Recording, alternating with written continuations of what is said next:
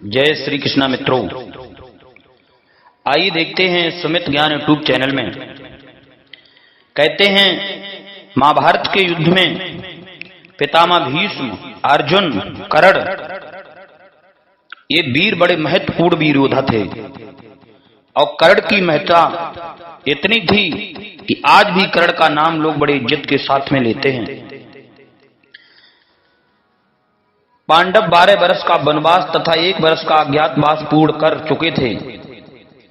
वे उपलब्ध नगर में अपने पक्ष के वीरों को एकत्रित कर रहे थे। भाइयों में युद्ध ना हो, महासंहार रुक जाए, इसके लिए श्री कृष्ण चंद्र पांडवों के दूत बनकर हस्तिनापुर दुर्योधन को समझाने गए, किंतु हटी दुर्योधन ने स्पष्ट कह दिया, युद्ध के बिना सुई की नोक जितनी भूमि भी मैं पांडवों को नहीं दूंगा। वासुदेव का संधि प्रयास असफल हो गया। वे लौटने लगे। उनको पहुंचाने के लिए भीष्म, विदुर आदि जो लोग नगर से बाहर तक आए उन्होंने लौटा दिया, किंतु कर्ण को बुलाकर अपने रथ पर बिठा लिया। कर्ण का खाली रथ सारथी पीछे ले जा रहा था। अपने रथ पर बैठाकर आदर पूर्वक श्री कृष्ण चंद्र कर्ण से बोले, वासुदेव तुम वीर हो, वासुसेठ तुम वीर हो, विचारशील हो, धर्मात्मा हो। देखो मैं तुम्हें आज एक गुप्त बात बतलाता हूं। तुम आदिरथ सूत्र के पुत्र नहीं हो, तुम कुंती के पुत्र हो। दूसरे पांडवों के समान तुम भी पांडव हो, पांडु पुत्र हो, क्योंकि भगवान सूर्य के द्वारा तुम पांडु की पत्नी कुंती से उनकी कन्या अवस्था में उत्पन्न हुए थे। कर्ण सिर झुकाए चुपचाप सुनते रहे। वासुदेव ने उनके कंधे पर हाथ रखा, तुम युधिष्ठिर के बड़े भाई हो। दुर्योधन अन्याय कर रहा है और तुम्हारे ही बल पर अकड़ रहा है। तुम उनका साथ छोड़ दो और मेरे साथ चलो। कल ही तुम्हारा राज्याभिषेक होगा।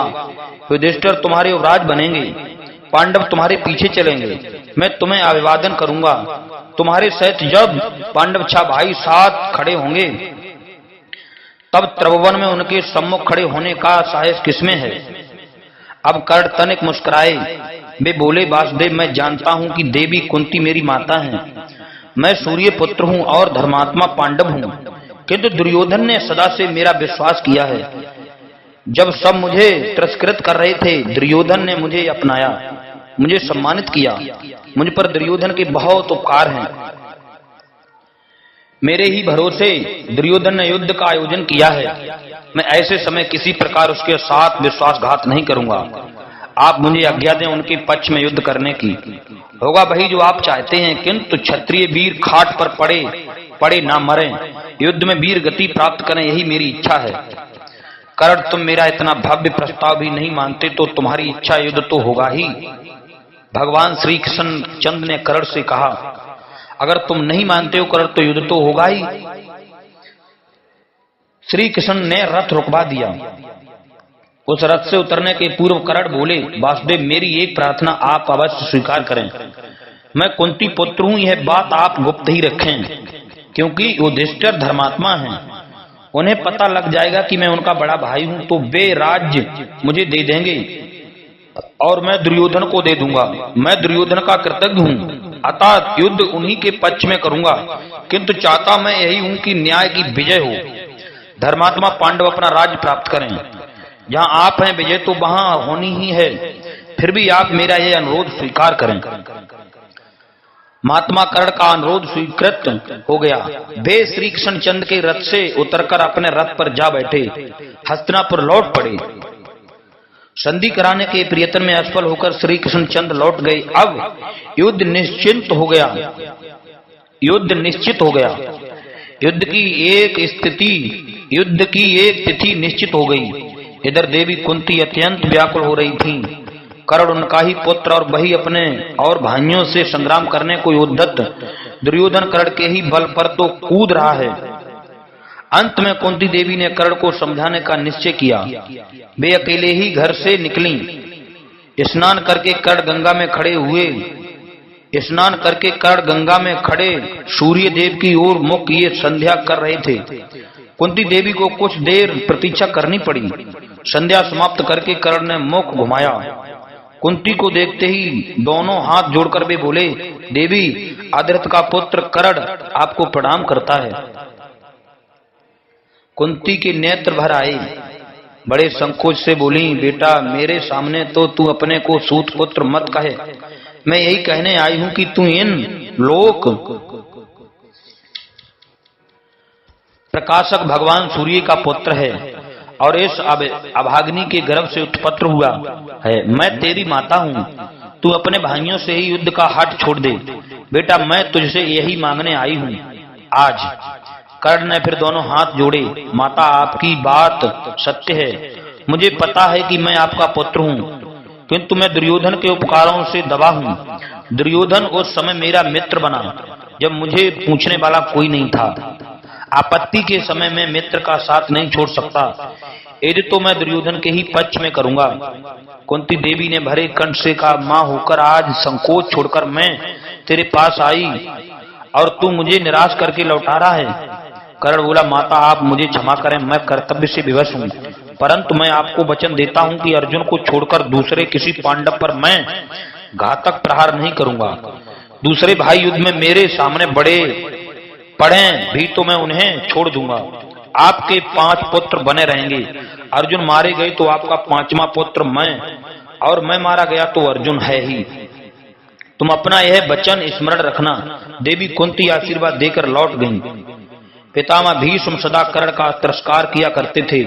युद्ध के आरंभ में महारथी अतिरथी वीरों का गणना करते समय सबके सामने ही उन्होंने कर्ण को अधरथी कहा था, अर्धरथी कहा था। चिढ़कर कर्ण ने प्रतिज्ञा कर ली थी कि जब तक पितामह युद्ध में कौरव पक्ष के सेनापति हैं वह शस्त्र नहीं उठाएगा। 10 दिनों के युद्ध में कर्ण तटस्थ दर्शक ही रहे। 10वें दिन पितामह अर्जुन के बाणों से विद्ध होकर रथ से गिर पड़े। उनके सिर में लगे बाण ही उनकी सैया बन गए थे। पितामह के गिरने पर युद्ध बंद हो गया। सब स्वजन उनके समीप आए। यह भीड़ जब समाप्त हो गई, जब सर सैया पर पड़े भीष्म अकेले रह गए, तब एकांत देखकर कर्ण वहां आए। उन्होंने कहा, पितामह सदा आपसे धृष्टता करने वाला सूत पुत्र कर्ण आपके चरणों में प्रणाम करता है। भीष्म पितामह ने स्नेह पूर्वक कर्ण को पास बुलाया और स्नेह पूर्ण गदगद वाणी से बोले, बेटा कर्ण, मैं जानता था कि तुम महान सूर हो, तुम अद्भुत वीर एवं श्रेष्ठ मारथी हो, तुम ज्ञानी हो, परंतु तुम्हें हतोत्साह करने के लिए मैं सदा तुम्हारा तिरस्कार करता था। इसी उद्देश्य से मैंने तुम्हें अर्धरथी कहा था, क्योंकि दुर्योधन तुम्हारे ही बल पर युद्ध को उद्धत हुआ है। यदि तुम युद्ध में उत्साह न दिखाते तो दुर्योधन हट छोड़ देता, यह महासंहार किसी प्रकार रुक जाए, यही मैं चाहता था, परंतु हुआ वही जो होने वाला था। तुम्हारे प्रति मेरे मन में किसी दुर्भाव नहीं रहा है। मेरी बातों में को तुम मन में मत रखना। कर्ण मस्तक झुकाए सुनते रहे। पितामह ने कहा, बेटा मेरी बल लग चुकी है, तुम चाहो तो यह संहार अब भी रुक सकता है। मैं तुम्हें एक भेद की बात बतलाता हूँ, तुम आदिरथ के पुत्र नहीं हो, तुम सूर्य कुमार हो और कुंती के पुत्र हो। तुम पांडवों में सबसे बड़े हो। दुरात्मा दुर्योधन का साथ छोड़कर तुम्हें अपने धर्मात्मा भाइयों का पालन करना चाहिए। कर्ण अब बोले, पितामह आप जो कह रहे हैं उसे मैं पहले से जानता हूं, किंतु दुर्योधन मेरा मित्र है, उसने सदा मुझसे सम्मान का व्यवहार किया है।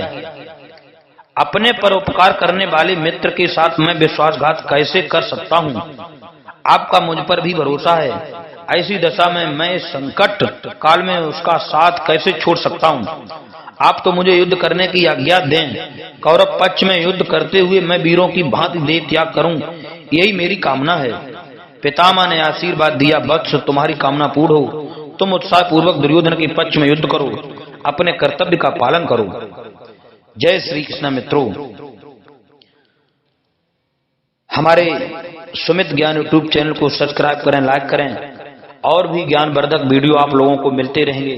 राधे राधे। जय श्री राम।